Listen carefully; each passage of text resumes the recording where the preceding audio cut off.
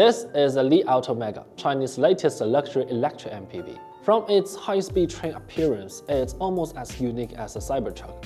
But deep down, it actually wants to be a mainstream family car that can provide a comfortable experience to the whole family. But if you look at the price, you know it's only for affluent families. In China, it's priced at 560,000 RMB, putting it on the same level with the Mercedes V-Class.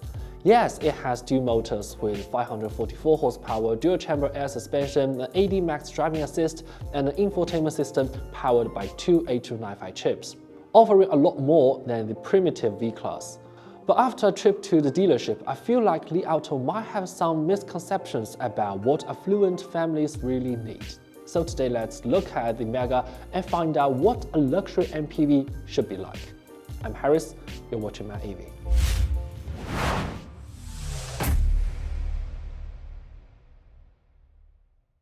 The luxury part of the high-end MPV isn't that difficult to accomplish because making MPVs with plenty of space and big seats to appear luxurious is much easier than a big saloon or SUV. On this front, this Mega performs quite well. It has a cozy interior with minimalist design, premium materials, and top-notch features. Even in terms of dynamics, where MPVs usually suck at, this Mega surpasses traditional fuel-power MPVs, thanks to electrification and dual-chamber air suspension. However, these aren't enough. To truly make an MPV luxurious, you have to make full use of its natural talent. And to do that, it must offer two things: a large flexible space and a low and flat floor.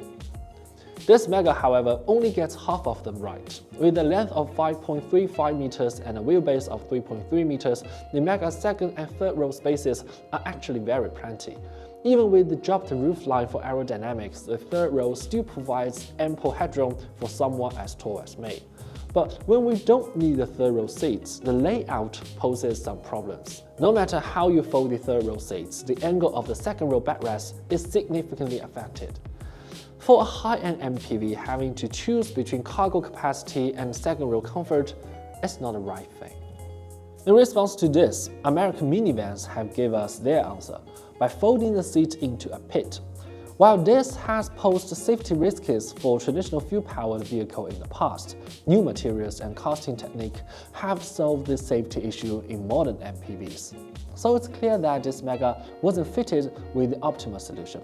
After all, the Xpeng X9, which used a similar design, managed to achieve that while having a rear-wheel steering system. Some might argue that MPVs exist for transporting many people and making all three-row comfortable should be the priority. Indeed, Chinese automakers often focus on the scenarios of carrying a multi-generational household, and we can see a lot of this in the promotional videos for the Mega. But here's my take. The time when you least need a 7-seater is when you already own one. Before buying an MPV, many family men fantasize about traveling with a big family in one vehicle filled with laughter and joy, just like my colleague who owns a Li Auto L9 imagined. But after the purchase, you might realize that even though you bought a 7-seater, the chances of having a whole family riding together are actually quite low. And the scenario when the family of 3 setting up a big bed in the back row, playing around inside, is even rarer.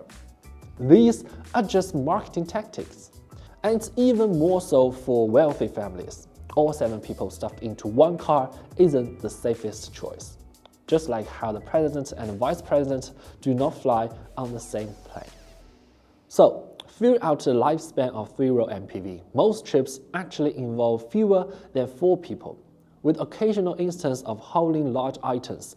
At this point, we notice that the flexibility of layout in a luxury MPV is actually more important than the comfort of the third-row seats, because the too big, comfy, and widely adjustable second-row seat can provide an utmost comfort for 1 or 2 passengers. And at the same time, the trunk can easily accommodate large luggage, making this setup much more useful. We might even say that the ultimate form of a luxury MPV should be a large 4-seater. This might seem like a rarity to most people, but there are many models like the Lexus LM, Honda Odyssey, Zeekr 999, Buick GL8 or Century, Denza D9, and so on, all have 4-seat version in the Chinese market. And the Lexus LM, recently introduced in Europe, used to cost twice the price in China. Certainly, part of the demand arises from the vanity of the wealthy, but it also proves that they acknowledge and value the concept of a 4-seat MPV. Rich people does have money, but they are not without a brain. Back to this Mega. Ever since spy shots were leaked, the Mega has been getting a lot of attention.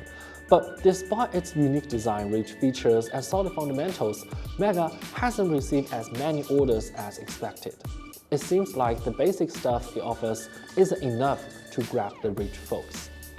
I understand that for most people, MPVs are associated with soccer moms, but the electrification and smart technology are making MPVs much more interesting.